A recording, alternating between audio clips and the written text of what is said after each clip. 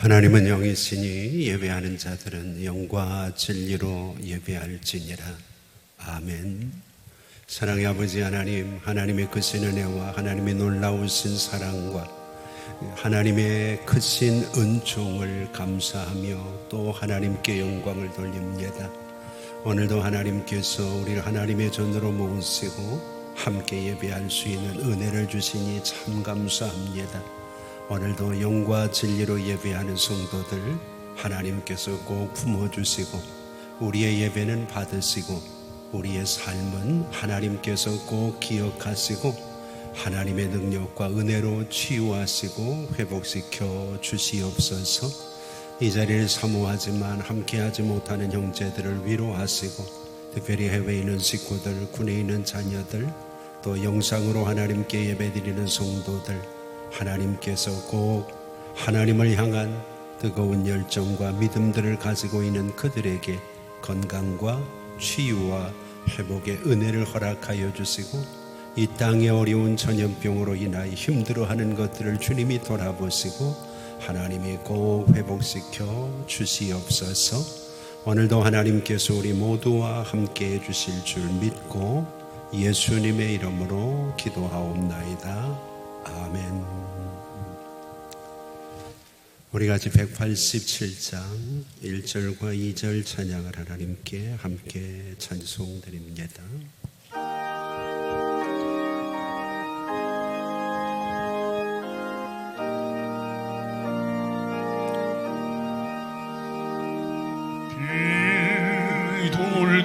비둘기같이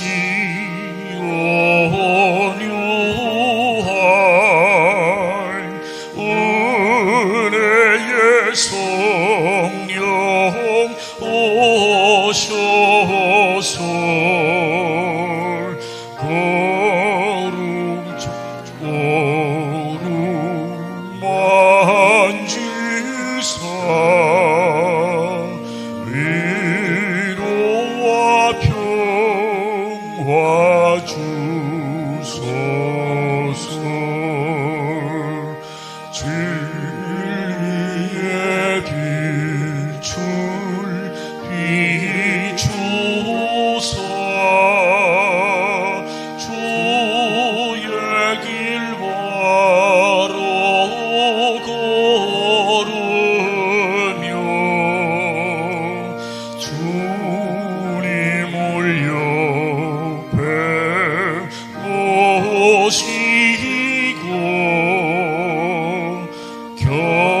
경건히 살게 하소서.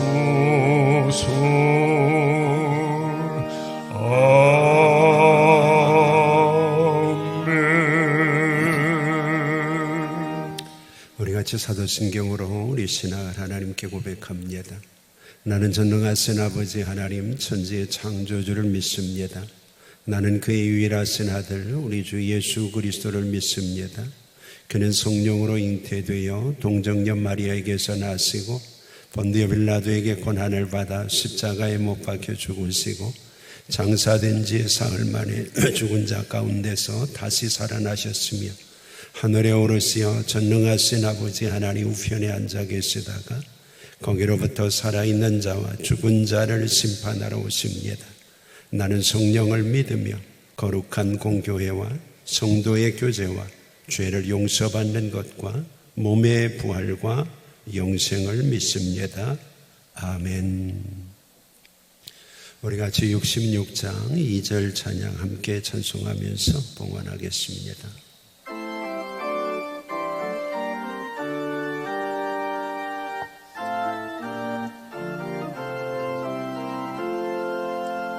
사랑의 하나님 언제나 함께 계셔 기쁨과 평화에 복 내려 주옵소서. 몸과 만병 돌 때 은혜로 지키소 이 세상 구하여 주소서.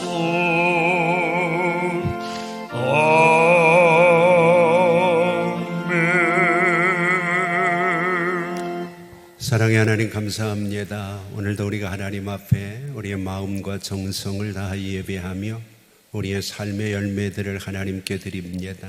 하나님 꼭 받으시고 우리 성도들 마음과 형편과 삶의 현장에 하나님의 은혜와 은총과 예비하시고 준비하신 복을 가득가득 채워주시고 어려운 시대 믿음의 주요 온전케 하시는 주님을 바라보면서 새 힘을 얻고 주 안에서 승리할 수 있도록 하나님께서 인도하여 주시옵소서. 아버지 하나님께 11조를 드리는 사랑하는 성도들의 일터와 가정을 하나님이 지켜주시고 어려운 시대에 하나님이 복을 주시고 하나님의 은혜와 은총으로 꼭 함께하여 주시옵소서. 하나님이 주시는 은혜와 복으로 선한 일 감당하고 주변에 많은 사람들을 세울 수 있는 선한 일에 부유한 하나님의 자녀들이 꼭 되게 하여 주시옵소서. 하나님께 감사한 마음들을 담아 귀하게 헌신하는 성도들 일일이 하나님이 기억하여 주시고 은혜와 은총과 복으로 하나님이 함께하여 주셔서 하나님 감사의 샘들이 깊어질수록 하나님의 은혜와 축복의 아름다운 역사들이 넘치도록 하나님 꼭 인도하여 주시옵소서. 목적을 가지고 선교하며 구제하며 어려운 이웃들을 돌아보며 하나님 앞에 귀한 어린 심령들을 세워가며 하나님 헌신하는 동역자들을 축복해 주시고 하나님 남다른 마음과 열정을 가지고 헌신하는 종들이 하나님의 은혜와 은총과 큰 복을 받아서 함께 누리며 나눌 수 있도록 역사하여 주시옵소서. 오늘도 주일헌금 드리며 목정헌금 드리며 하나님 앞에 성미를 드리며 일용할 양식으로 헌신하는 동역자들을 축복해 주시고 예배를 위해 쓰고 수고하는 사랑하는 성도들 악기로 찬양으로 봉사하며 하나님 영상으로 헌신하며 예배위원으로 애쓰고 수고하여 예배를 예배답게 드릴 수 있도록 하나님 앞에 헌신하는 동역자들에게 하나님이 각별한 은혜와 은총을 더하여 주시옵소서. 이 땅의 어려움들을 속히 거두어 주시고 사랑하는 성도들이 이전처럼 마음껏 하나님을 찬양하며 예배할 수 있는 은혜와 은총과 복을 꼭 하나님이 허락하여 주시옵소서. 한 주간도 하나님이 강건하게 우리를 붙들어 주시기를 간절히 소망하오며 예수님의 이름으로 축복하며 기도하옵나이다. 아멘.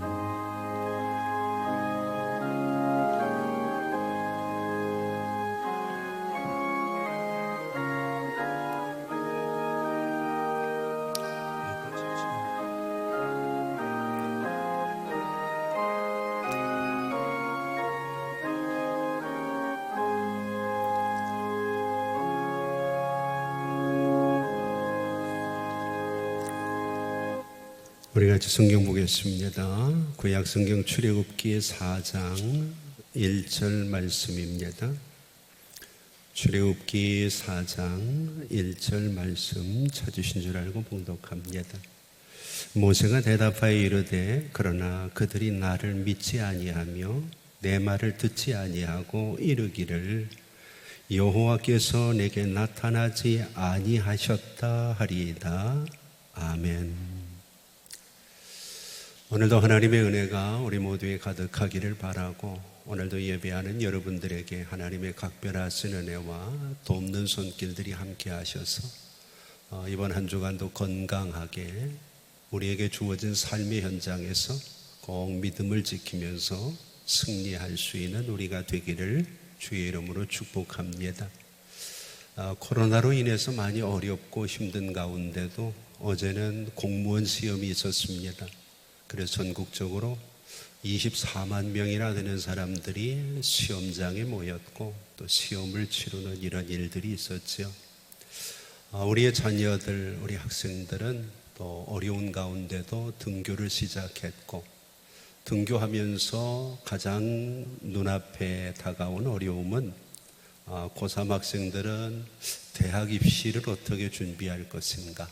그래서 서울의 유명한 대학들은 학종부를 어떻게 입시에 반영할 것인가 하는 것에 대해서 여러 가지 방안들을 내놓고 있고, 또 우리 재학생들은 당면한 중간고사를 어떻게 치러야 되는지, 갑자기 등교를 하면서 공부는 안 했는데 시험을 치러야 되는 이런 어려움들이 주어져서 우리의 주변에 많은 사람들이 이것저것을 생각하는 한 주간이었습니다.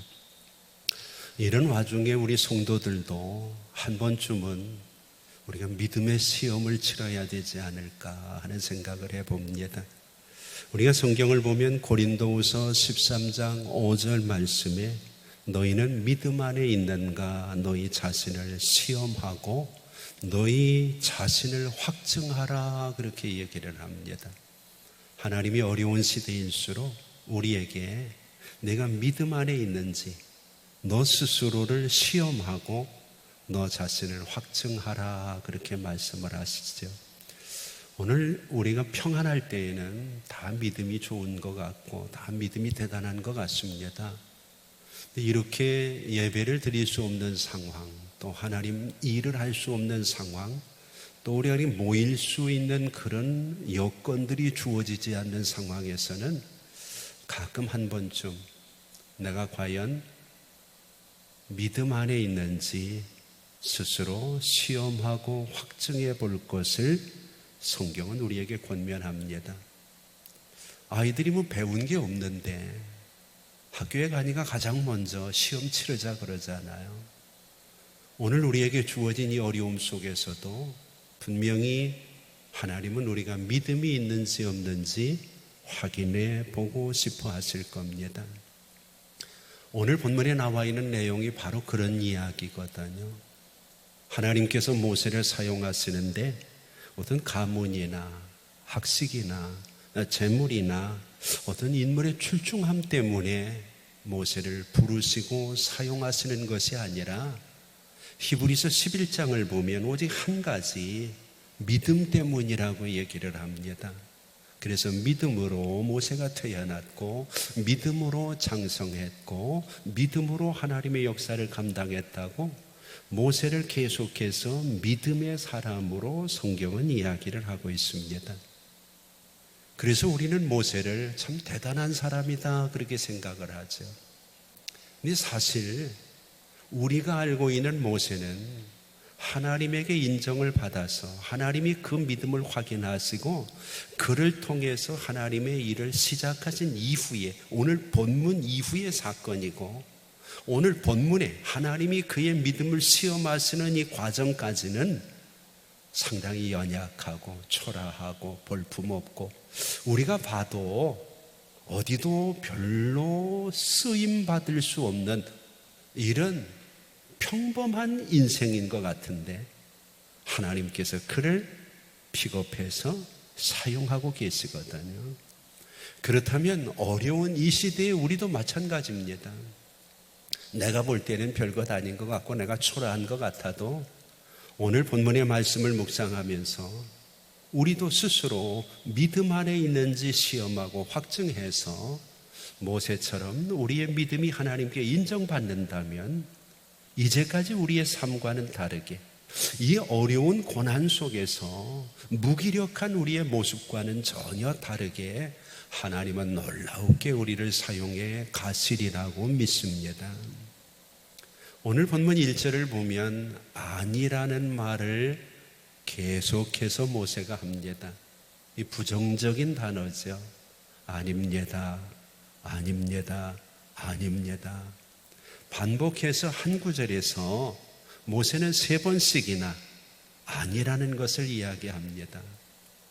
근데 하나님은 그 이야기는 들은 척 하지도 않고 다른 질문을 던지고 계시거든요.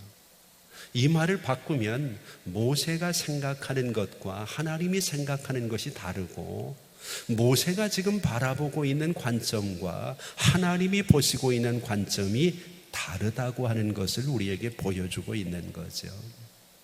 그러면 대표적인 것만 한번 생각을 해볼까요? 1절을 보면 모세가 아니라고 하는 말 앞에 반드시 붙어있는 단어가 하나 있습니다. 그것은 나라는 단어입니다. 한번 성경을 보실까요? 모세가 대답할 첫 번째 얘기합니다. 그러나 그들이 나를 믿지 않는다는 거예요.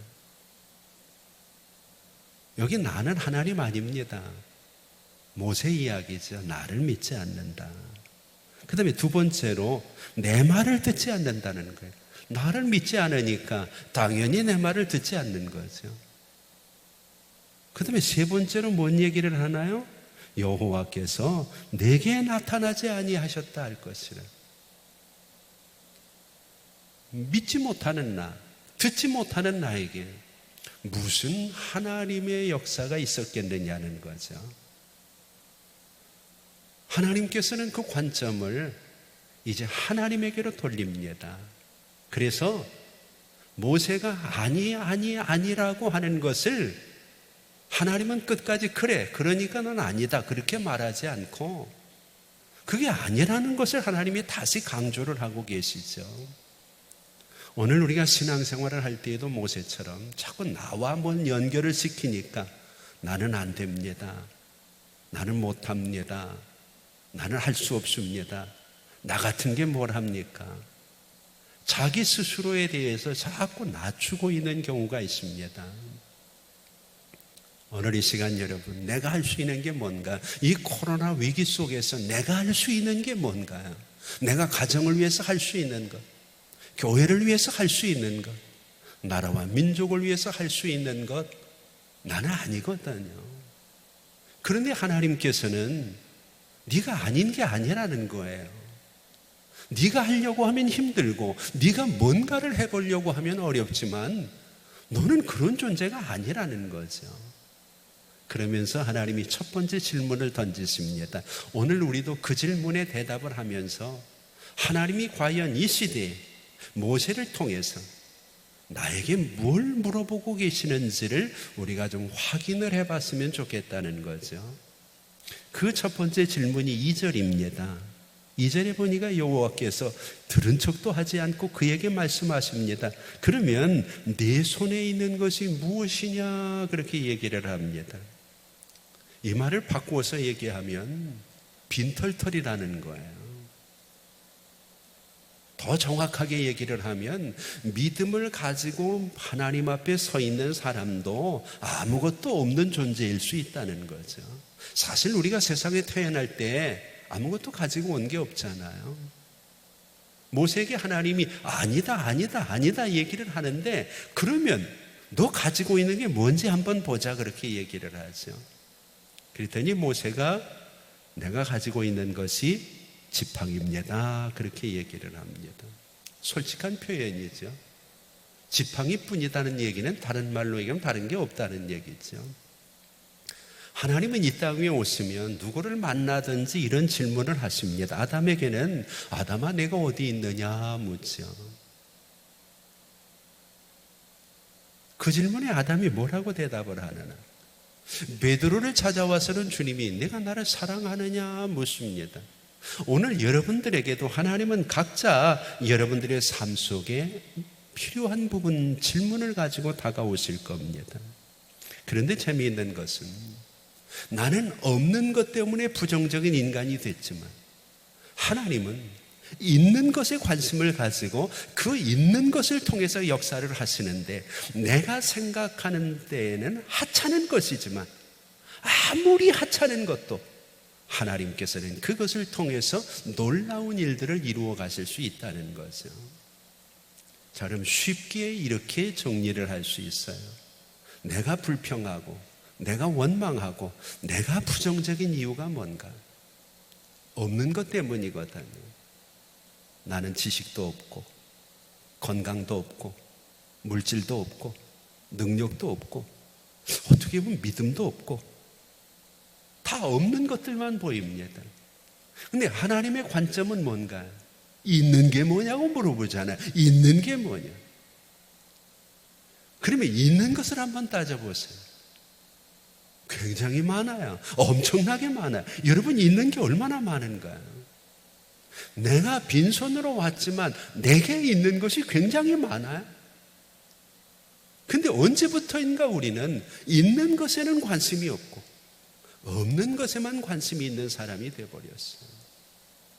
근데 성경을 보면 하나님의 역사의 시작은 언제나 있는 것에 관심을 가지고 있는 것에서부터 시작을 하십니다. 예를 들면은요, 우리가 잘 아는 엘리야가 3년 6개월 동안이나 먹을 것이 없어 고통을 당하다가 그리시네가를 거쳐서 사렙다 과부를 만나잖아요. 그때 엘리야가 과부에게 뭘 물어봅니까? 내게 있는 게 뭐냐 물어봅니다. 과부가 뭐라고 대답을 하나요? 통에 가루가 조금 있고 기름이 조금 있어서 그거 가지고 떡을 구워 먹고 이제 죽으려고 합니다. 자식하고. 그랬더니 엘리야가 그 있는 것으로 먼저 나에게 떡을 좀 대주라는 거예요. 없는 거 물어보지 않아요. 너희 집에 소가 없냐? 양이 없냐? 닭이 없냐? 개가 없냐? 이런 거 물어보지 않고 있는 게 뭐냐고 물어봐요. 그의 뒤를 따라서 사도 선지자가 되었던 엘리사도 산에서 내려와서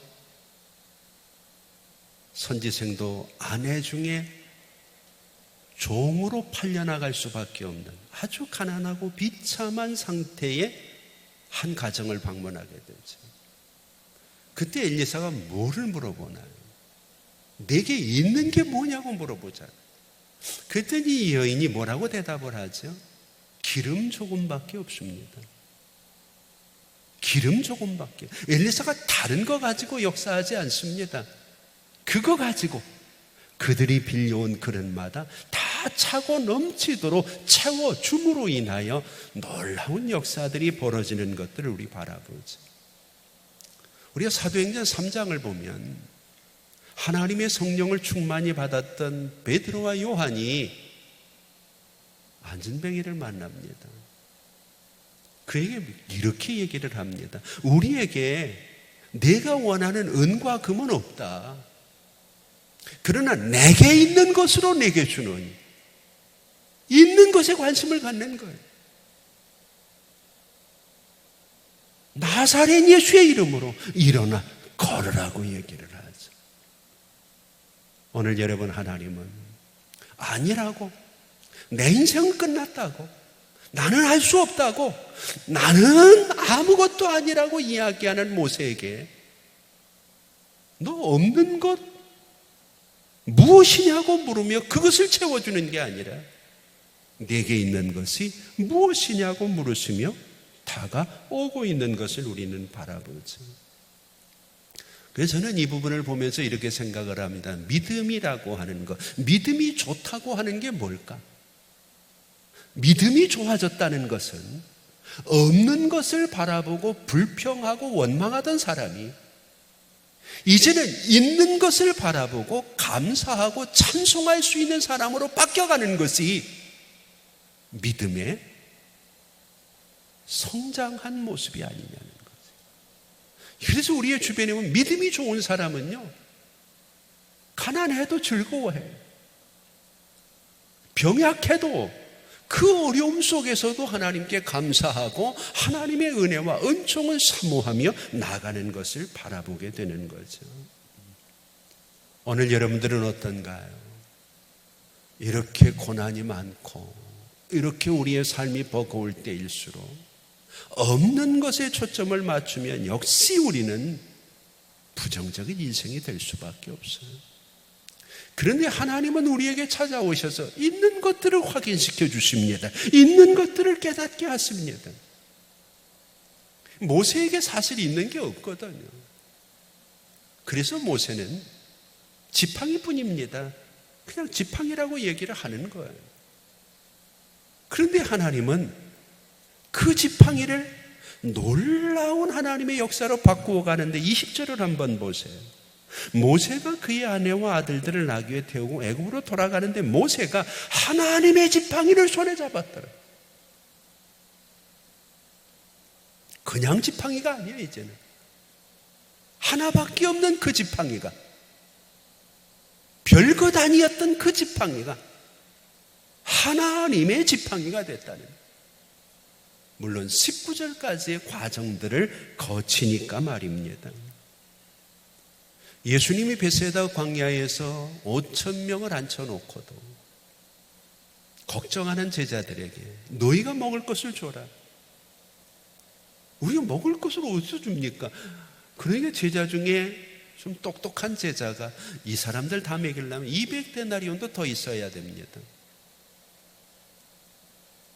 그때 믿음을 가지고 있는 한 제자는 있는 것이 뭔가를 찾아봅니다. 그래서 찾아온 것이 물고기 2마리, 보리떡 5개입니다.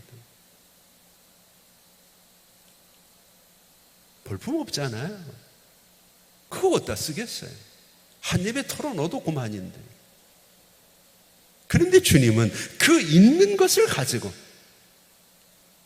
5,000명이 넘는 사람들이 놀라운 역사를 이루시잖아요. 없는 거 가지고 갑자기 뭐 하늘에 소가 떨어지고 하늘에서 뭐 돼지가 떨어지고 이래가지고 그들을 먹인 게 아니라고요.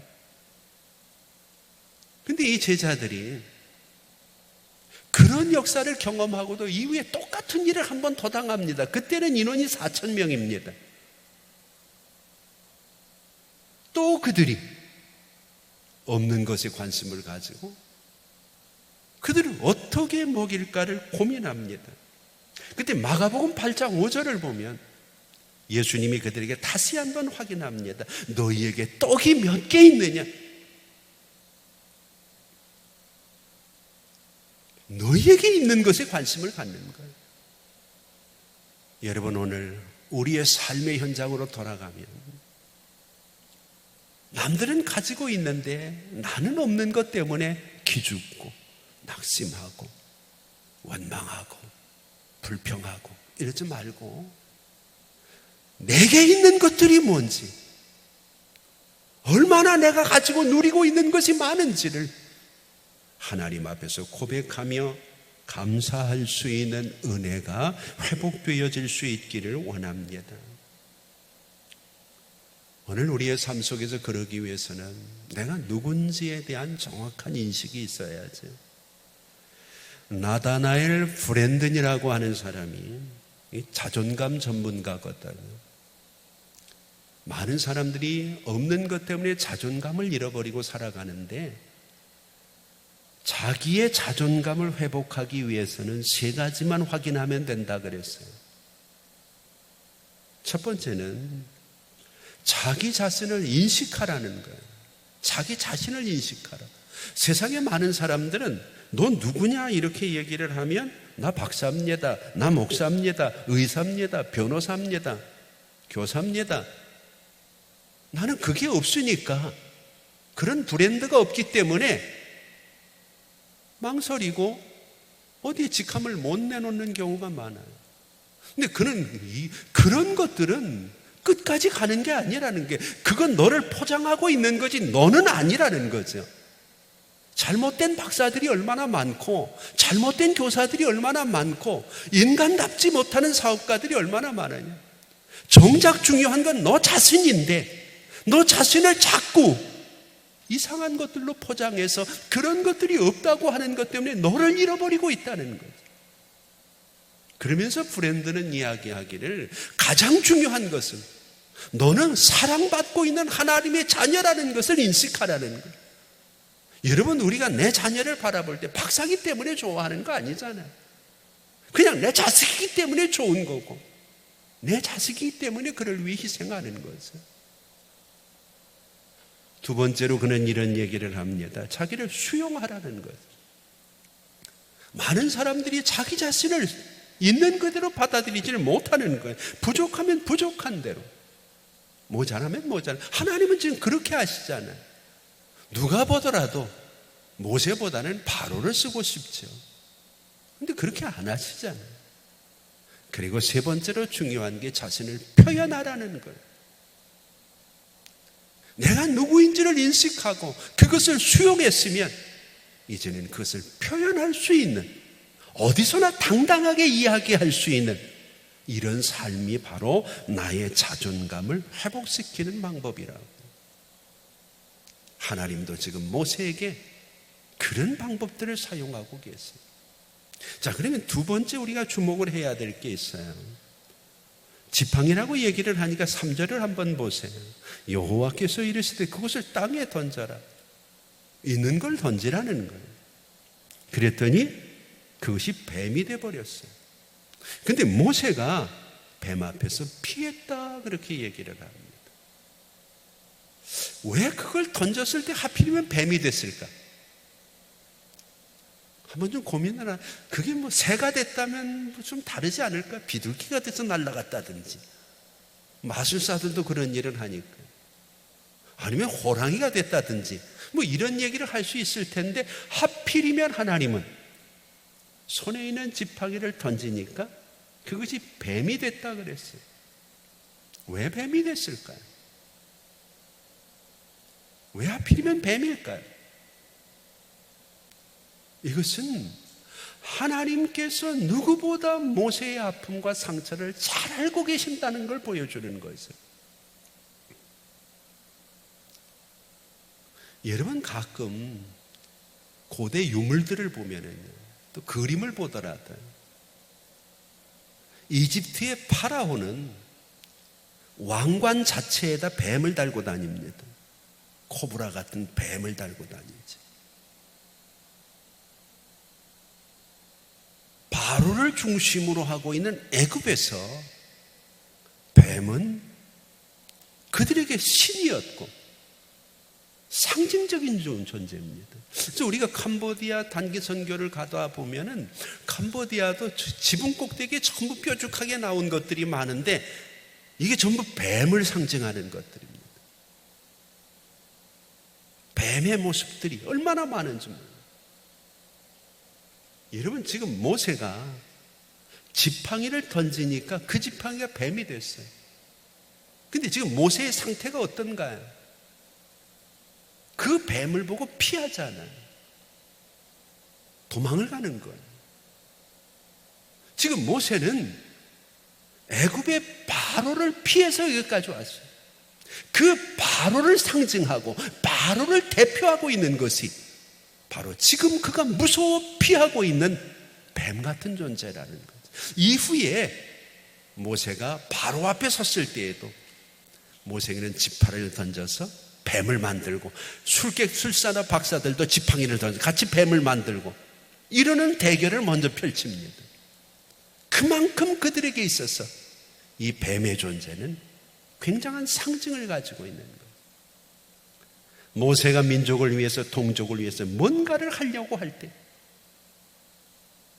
바로가 모세를 죽이려고 하잖아요. 그래서 모세가 바로의 눈을 피해서 40년 동안 미디안 광야에서 이드로의 양떼를 치면서 겨우 목숨을 연명하고 있는 거예요. 그때 힘이 없고 능력이 없고 가진 게 없으니까 대적할 염두를 못 내는 거죠. 오늘 본문에 나와 있는 모세 상태는 어떤가요? 뱀이 물려고 했던지 아니면 뱀 자체가 무서웠던지 성경은 굳이 피하매 하는 단어를 쓰고 있습니다. 오늘 이것은 모세가 가지고 있는 상처입니다.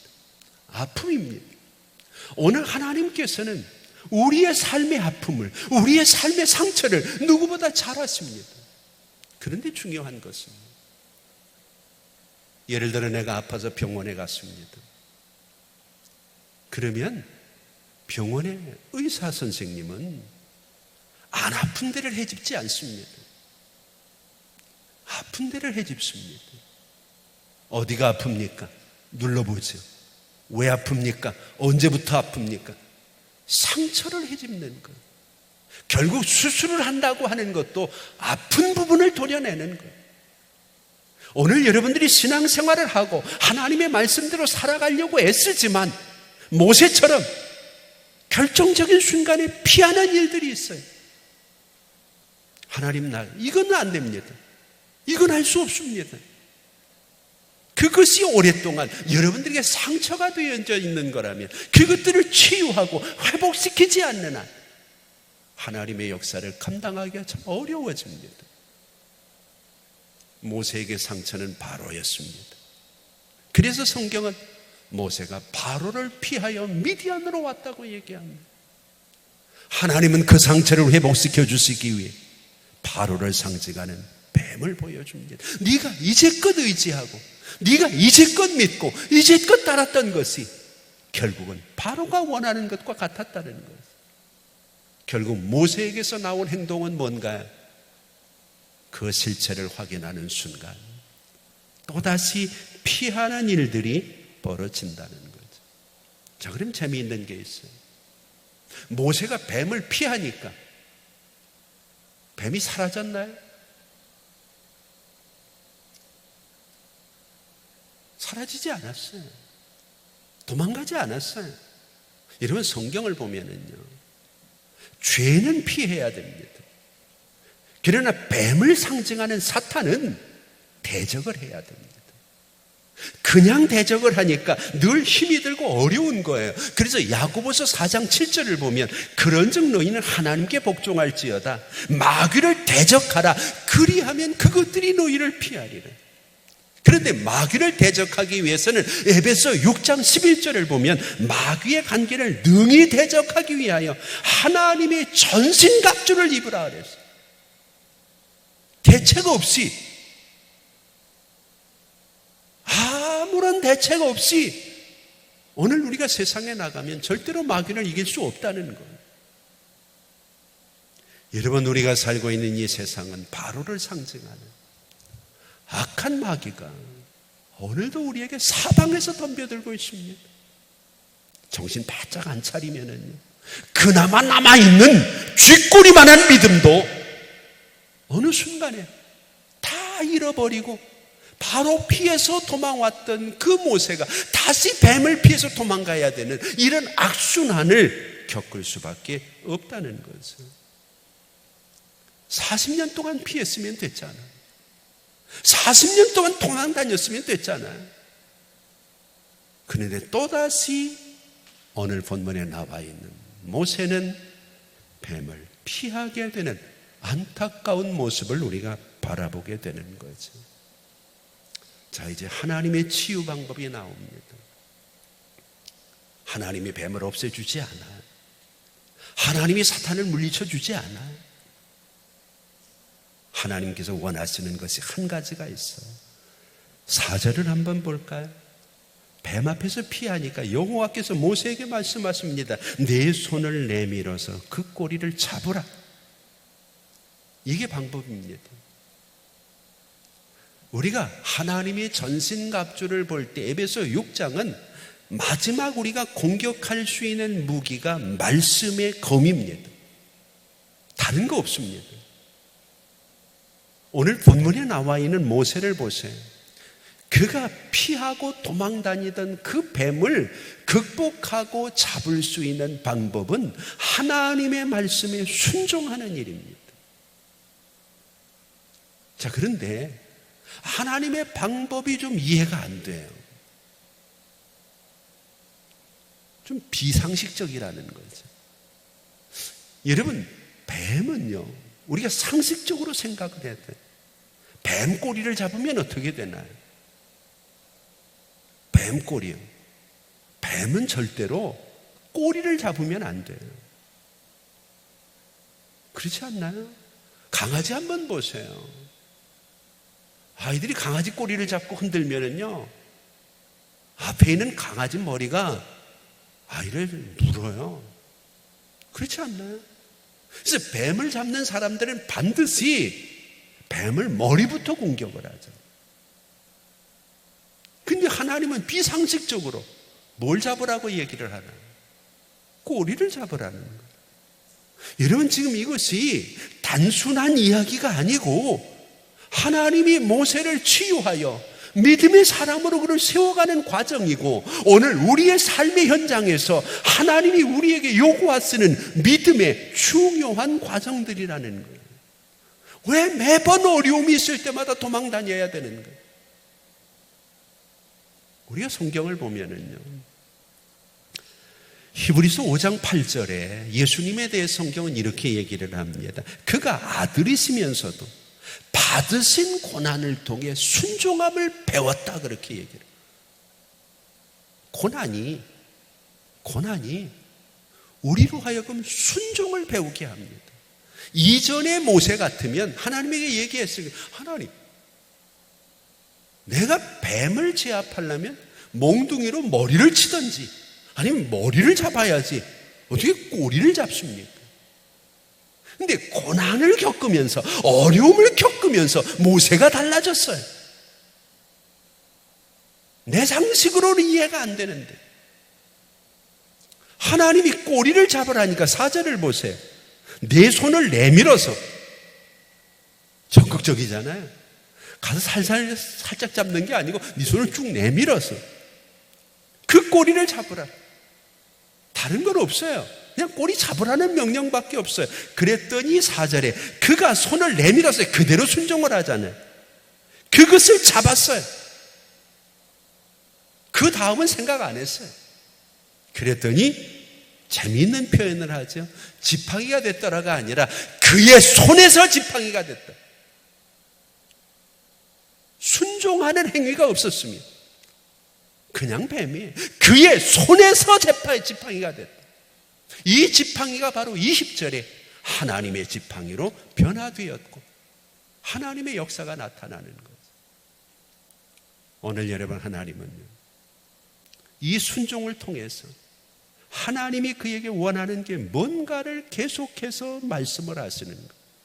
그래서 1절부터 4절까지의 내용을 보면은요, 여호와라는 말만 반복됩니다. 근데 5절을 보면 하나님이라는 말이 등장을 합니다. 앞에 1절부터 4절까지는 약속에 대한 부분이, 언약에 대한 부분이, 5절부터는 실제적인 능력에 대한 부분을 얘기하고 있죠. 그래서 하나님에 대한 호칭이 바뀌고 있는 거죠.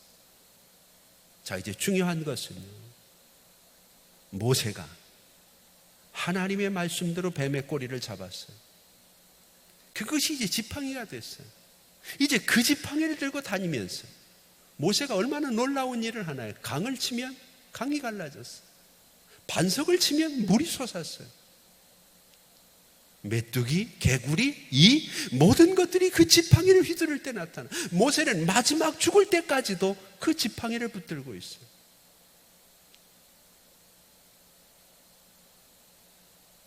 그러면 이 손에 들려진 지팡이가 모세에게 뭐를 상징하는 건가요?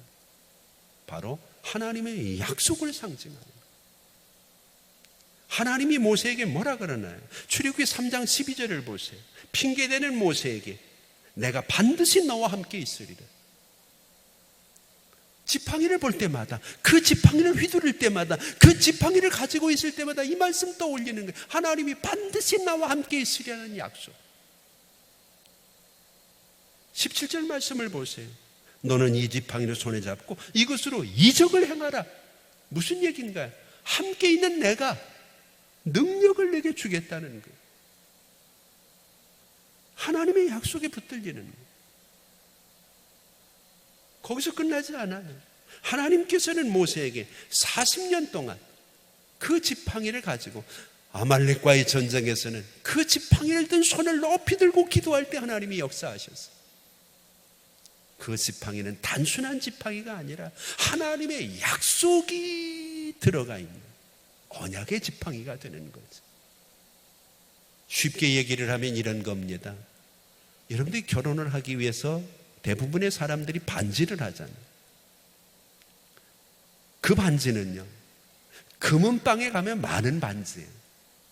똑같은 것도 많고요, 비슷한 것도 많아요. 그런데 결혼식을 하고 내 손가락에 그 반지가 끼워주는 순간, 그 반지는 유일한 반지, 값으로 따질 수 있는 게 아니에요. 그 반지 속에는 사랑하는 사람과의 약속이 들어있기 때문에 그때부터는 이걸 안 빼요. 더 비싼 게 있어도 안 빼요. 지금 이 지팡이는 단순한 지팡이가 아니라 하나님과의 약속이 들어가 있는 거예요. 지금 이 시대의 하나님은 우리에게 동일한 약속을 주셔요. 그래서 마가복음 6장 8절을 보면 여행을 위하여 지팡이 외에는 양식이나 배낭이나 전대나 돈이나 아무것도 가지지 마라. 지팡이를 가지고 가라고 얘기를 해요. 그 지팡이가 오늘 우리에게는 하나님의 말씀이고 하나님의 성령이고 그 말씀과 성령에 순종하는 우리의 믿음이라고 할 수 있는 거지. 시편 23편 좋아하시잖아요. 내가 사망의 음침한 골짜기를 지날지라도 주께서 나와 함께 하신다. 주의 지팡이와 막대기가 나를 안위하시나이다. 이번 한 주간도 하나님의 그 지팡이, 내 지팡이 말고 하나님의 지팡이 손에 잡고 아닙니다, 안 됩니다, 어렵습니다 이렇게 얘기하지 말고 하나님이 함께 하시기 때문에 됩니다. 아닌 게 아닙니다. 나와 연결되면 아니지만 하나님과 연결되면 되는 겁니다. 없는 것 바라보고 주저앉지 말고 있는 것 바라보고 이번 한 주간도 건강하게 믿음으로 승리하며 모세처럼 쓰임받는 우리 모두가 될 수 있기를 주의 이름으로 축복합니다. 기도하겠습니다. 이제는 우리 주 예수 그리스도의 은혜와 우리 아버지 하나님 극진하신 사랑하심과 성령님의 감화 감동 위로 교통하심이 모세는 계속해서 아닙니다, 아닙니다, 아닙니다 이야기하지만 아닌 게 아니다. 너에게 집중되어져 있는 관심이나 시각보다는 이제는 변화되어진 하나님의 관점으로 세상을 바라보면 없는 것보다 있는 것이 보이고 그 있는 것을 통해서 역사하신 하나님의 능력에 붙들리게 되기 때문에 오늘도 하나님의 약속 안에 살 것이라 말씀하시는 우리를 모세처럼 쓰시기 원하시는 하나님을 바라보며 이번 한 주간도 건강하게 승리하며 살기 원하는 사랑하는 우리 성도들 머리 위에 이제부터 영원토록 함께 있을지어다. 아멘.